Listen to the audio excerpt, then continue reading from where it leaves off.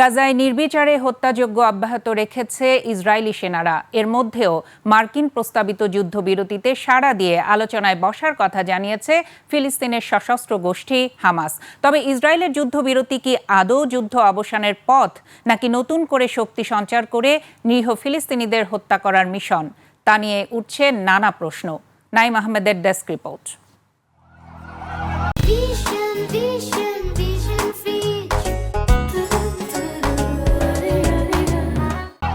গাজায় প্রতিদিন বাড়ছে মৃতের সংখ্যা। সন্ত্রাসী তকমায় নিরীহ মানুষ হত্যাকে নীরবতার মধ্য দিয়ে সমর্থন দিচ্ছে বিশ্ব। গাজায় যুদ্ধবিরতির সম্ভাবনার মধ্যেই হামলা জোরদার করেছে ইসরায়েলি বাহিনী। গত ২৪ ঘন্টায় মৃত মানুষের মিছিলে যোগ হয়েছে আরও ১৩৮ ফিলিস্তিনির লাশ। এ নিয়ে গাজায় মৃতের সংখ্যা ছাড়িয়েছে ৫৭,০০০। শুধু হত্যা নয়, একের পর এক অঞ্চল দখল করছে ইসরায়েল। পশ্চিম তীরে ইহুদি বসতি স্থাপনকারীদের অত্যাচারে নিজেদের সর্বস্ব ছেড়ে পালিয়ে যেতে বাধ্য হচ্ছে বেদুইন পরিবারগুলো।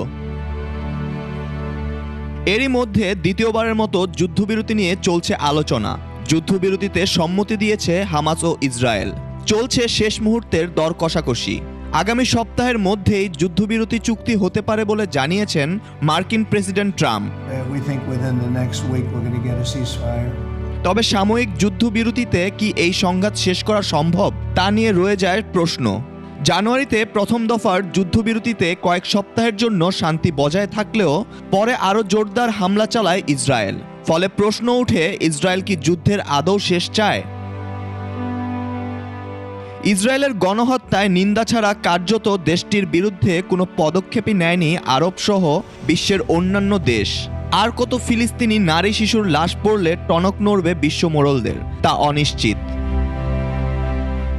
নাইম আহমেদ, ২১ টেলিভিশন।